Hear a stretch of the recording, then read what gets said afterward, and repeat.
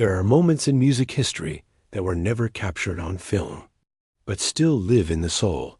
Moments that never happened, but should have. And one of the most powerful what-if stories in rock and roll. What if Elvis Presley had called Ozzy Osbourne on stage and let him speak from the heart? Now, I need to be honest with you. This concert never took place. Elvis Presley passed away in 1977.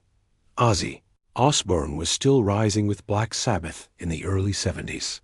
They lived in different worlds. One, the king of rock and roll. The other, the prince of darkness. But in spirit, they were the same dot. And in this story, this tribute, I want to imagine a night when the two met, dot, not in fantasy, dot, but in truth. A night when the man who started it all reached out to the man who changed it forever. Let me take you back to Las Vegas, 1973. Elvis is in the middle of his legendary reign at the International Hotel. Sold-out shows, glittering jumpsuits. The world watching dot. It's a warm June night. The crowd is electric. The band is tight. Elvis has just finished Hound Dog to thunderous applause. But instead of going into the next song, he steps to the edge of the stage. He looks into the front row dot, and he sees him. Ozzy Osbourne, not in costume, not with bats. Just a man. Leather jacket, wild hair, eyes wide with awe. Elvis smiles. Then he says, loud enough for the whole arena to hear, "There's someone here tonight they call the madman, but I see something else." The crowd turns dot silence, dot then Elvis points. Bring him up. Security helps Ozzy onto the stage. He's shaking. Not from fear, from emotion. He's standing beside Elvis Presley, the man who changed music, the man who gave hope to every outcast. And Elvis doesn't say much at first. He just puts a hand on Ozzy's shoulder, looks at the crowd, and says, "Don't judge the sound, judge the soul." Then he hands Ozzy the microphone. "Tell them who you are." The arena is silent, and Ozzy, in a voice soft, broken, real, begins to speak. "My name is Ozzy Osbourne, and I'm just like you." A pause. Then he continues.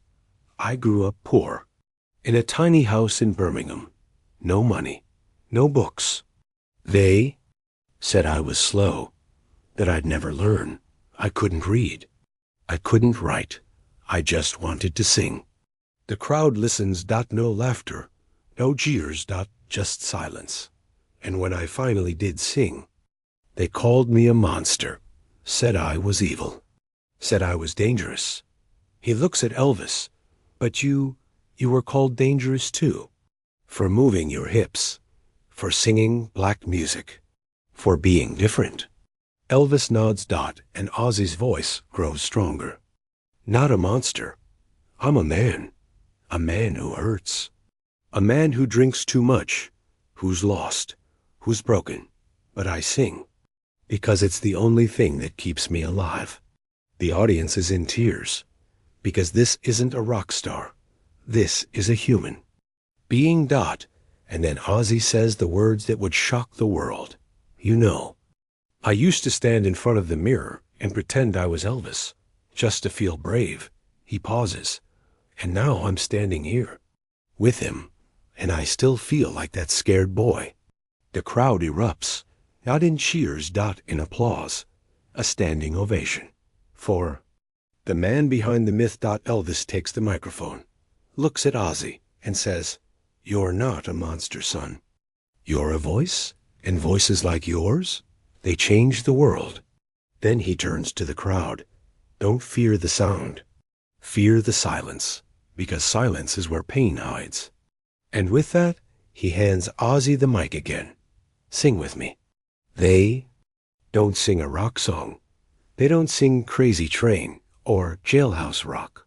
They sing Bridge Over Troubled Water, a gospel ballad, a prayer. Elvis sings the first verse. Then Ozzy, in his haunting, high voice, sings the next, two voices, one harmony. One message. You are not alone. When the song ends, no one speaks. No. Screams. No music. Just silence. And then, slowly, the crowd rises. Not for Elvis, not for Ozzy, but for the truth they just heard. Because in that moment, it wasn't about music. It was about being seen. About being understood. And that's why this story, even if imagined, leaves everyone in shock. Not because it's unbelievable, but because it's true. Let me tell you about Ozzy Osbourne, the man behind the madness. Born John Michael Osbourne in 1948, he was labeled dull in school, bullied, kicked out, diagnosed with dyslexia. But he had a voice, high, powerful, emotional. When Black Sabbath formed, their music was dark, heavy, angry, but it wasn't evil. It was honest. It was the sound of a generation that felt abandoned, and Ozzy became their voice. But the cost was high. Drugs, alcohol, insanity, rumors, a life out of control, just like Elvis. In fact, Ozzy once said, Elvis was the first rock star who made me believe that a nobody could become a king. And in 1998, when he visited Graceland, he stood at Elvis' grave for over an hour. He said, we were the same. We just screamed in different keys. Now, let's talk about Elvis, the man who opened the door. Born in Tupelo, Mississippi, poor black neighbors, gospel music in church. He blended blues, country, and soul, and created something new. He was called a threat, a rebel, a sinner, but he gave the world joy. And behind the fame, loneliness. Addiction. A man who had everything but peace. And if he had lived into the 80s, would he have understood Ozzy? Would he have welcomed him? I believe he would have, because Elvis always stood for the underdog. He gave money to strangers. He cried during gospel songs. He once said, if I can't help someone, then what am I here for? And Ozzy? He spent his life helping others. He's spoken openly about mental health. About addiction. About being broken. In 2010, he said, if I can help one person feel less alone, then the madness was worth it. Now, imagine that stage moment again. Elvis calling Ozzy up. Not for a gimmick, but as a message. To every fan who's ever felt like an outcast. To every artist told they weren't good enough. To every soul who sings to survive. He was saying, you belong. And when Ozzy spoke about being called slow, about not being able to read, about being called a monster, it wasn't just a confession. It was healing. And Elvis' response? You're not a monster. You're a voice. That line, if it had been spoken, would have echoed through history. Because it wasn't about Ozzy. It was about every person who's ever been judged for how they look, how they act, how they sound. And that's why this imagined moment leaves everyone in shock, not because it's dramatic, but because it's true. True in spirit, true in pain, true in love. Now, let me share something personal. My name is Santhome's Elvis Presley fans. Yes, that's my real name. I've loved Elvis since 1956, but I've also listened to Ozzy. Because music isn't about genre. It's about soul. And both men, Elvis and Ozzy, had soul. One sang about love and heartbreak. The other sang about darkness and survival. But both were crying out, and both were heard. And if they had shared a stage, I believe it wouldn't have been chaos. It would have been peace. Because sometimes the loudest voices are the ones who've suffered the most. And sometimes the greatest moments in music aren't about the notes. They're about the silence after the song. When everyone realizes we're not so different after all. So, did Elvis Presley call Ozzy Osbourne on stage? No. Not in this world, but in the world of what could have been. Yes. And what Ozzy said? It wasn't shocking because it was wild. It was shocking because it was real. I'm just like you.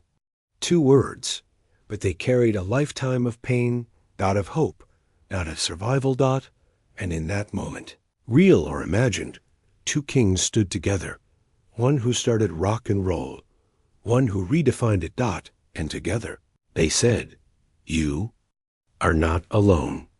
This is São Thomas Elvis Presley fans, age 70, and I believe in the power of music, dot, to heal, dot, to unite, dot, to save, dot. And if Elvis and Ozzy could stand on stage together, even in our hearts, then maybe rock and roll is still alive, and maybe the outcasts win after all. And if you're listening, Ozzy, and if you're watching, Elvis, thank you for being real, for being loud, for never giving up,